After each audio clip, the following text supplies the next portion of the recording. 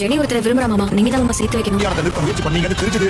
விஷயத்துல யாருமே தலையிடக்கூடாது. Hi friends, எல்லாருக்கும் வணக்கம். சின்ன மருமகள் சீரியல்ல நாளைக்கு எபிசோட்ல என்ன நடக்க போகுது அப்படின்னு தாங்க இந்த வீடியோல பார்க்க போறோம். தமிழ்ச்செல்வி தன்னோட இன்னும் நிறைய ஆசை இருக்கு அப்படின்னு சொல்றாங்க. சொல்லு அப்படின்னு சொல்லிட்டு சேது சொல்லும்போது, மாமா உட்கார்றாருல அந்த சேர்ல நான் உட்காரணும் அப்படின்னு சொல்றாங்க. சரி வா அப்படின்னு சொல்லிட்டு சேது கூட்டிட்டு போய் உட்கார வைக்கிறாரு. அப்ப வீட்டுல இருக்கிற எல்லாருமே சிரிச்சுட்டு போட்டோ எல்லாம் எடுத்துட்டு இருக்காங்க. அதுக்கப்புறமா ராஜாங்கமும் வந்து பார்த்துட்டு அவரும் சிரிச்சுட்டு ஓகே எல்லாருமே போட்டோ எடுக்கலாம்னு சொல்லிட்டு எல்லாத்தையுமே நிக்க வச்சு போட்டோ எடுக்கிறாரு. இதை பார்த்த ஈஸ்வரிக்கு செம்ம டென்ஷன். அதுக்கப்புறமா தமிழ்ச்செல்வி வந்துட்டு எனக்கு குறிஞ்சி பூ வேணும், அது வந்து 12 வருஷத்துக்கு ஒரு முறை தான் பூக்கும், எனக்கு அந்த பூ வேணும் அப்படின்னு சொல்லும்போது, கருப்பு வந்து கொடைக்கானல்ல பூத்திருக்கு, நீ போய் பறிச்சுட்டு வா அப்படின்னு சொல்றாங்க. அப்போ சேது போயிட்டு குறிஞ்சி பூ பறிச்சுட்டு வந்து தமிழ்ச்செல்வி கொடுக்குறாங்க.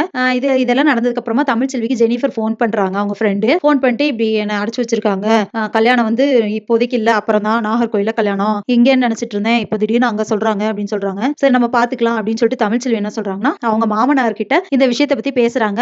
சேதுவையும் கூட்டிட்டு போயிட்டு பேசுறாங்க. மாமா ஜெனிஃபர் நான் சொன்னேன் இல்லையா, அவங்களுக்கு வந்து கல்யாணம் பண்ண போறாங்க, அதனால நம்ம ஏதாவது பேசலாம் வாங்க அப்படின்னு சொல்லி கூப்பிடுறாங்க. ராஜாங்கமும் வந்துட்டு சரி நம்ம பேசலாம் அப்படின்னு சொல்லிட்டு ஜெனிஃபரோட அப்பாவோ ஒரு இடத்துக்கு வர சொல்லி பேசுறாங்க. இந்த ஹாஸ்பிட்டல்ல கேண்டீன் வச்சிருக்கிற பையனை லவ் பண்றாங்க அப்படின்னு சொல்லிட்டு சேது சொல்றாரு. அது கேட்டுட்டு அவங்க அப்பா வந்துட்டு அப்படி எல்லாம் நான் கல்யாணம் பண்ணி வைக்க முடியாது, நான் பாத்துக்கிற மாப்பிள்ளை தான் என் பொண்ணு கல்யாணம் பண்ணி வைக்க முடியும், தேவையில்லாம இந்த விஷயத்துல ராஜாங்கம் நீங்க எல்லாம் தலையிட்டீங்கன்னா அவ்வளவுதான், சந்தி சிரிச்சிரும், ஊர்ல எல்லாத்தையும் அசிங்கப்படுத்தி விட்டுருவேன் அப்படின்னு திட்டுறாரு. அதை கேட்டுட்டு சேது டென்ஷனாய் அடிக்க போறாரு. ஆனா ராஜாங்கம் அவர் கையை பிடிச்சு தடுத்துறாரு. அதுக்கப்புறமா வீட்டுல வந்துட்டு நான் சொல்றேன்னு எல்லாரும் தப்பா நினைச்சுக்காதீங்க, இனிமே இந்த நேரத்துல எலெக்ஷன் டைம்ல இந்த விஷயத்துல யாருமே தலையிடாதீங்க, நம்ம ஃபேமிலியில் இருக்கிற யாருமே தலையிடக்கூடாது அப்படின்னு ராஜாங்கம் சொல்லிட்டு போயிடுறாரு. இதுக்கப்புறமா தமிழ்ச்செல்வி யோசிச்சுட்டு நிக்கிறாங்க. அப்ப ஈஸ்வரியும் அவங்க பொண்ணும் சேர்ந்துட்டு இப்ப யாரும் தலையிடக்கூடாது தானே, இந்த டைம்ல தமிழ்ச்செல்வியை தலையிட வச்சோம் அப்படின்னா, அதாவது தமிழ்ச்செல்வி ஏதாவது பண்ணா அப்படின்னா கண்டிப்பா பிரச்சனை ஆகும்ல, அப்ப நம்ம அது மாதிரி ஏதாவது செய்யலாம் அப்படின்னு சொல்லிட்டு பிளான் பண்றாங்க. சோ இதுக்கப்புறம் என்ன நடக்க போகுது அப்படிங்கறத இனி வர்ற வீடியோல ஒன்னொன்னா பார்க்கலாம் ஃப்ரெண்ட்ஸ். அது வரைக்கும் வெயிட் பண்ணுங்க. நன்றி, வணக்கம்.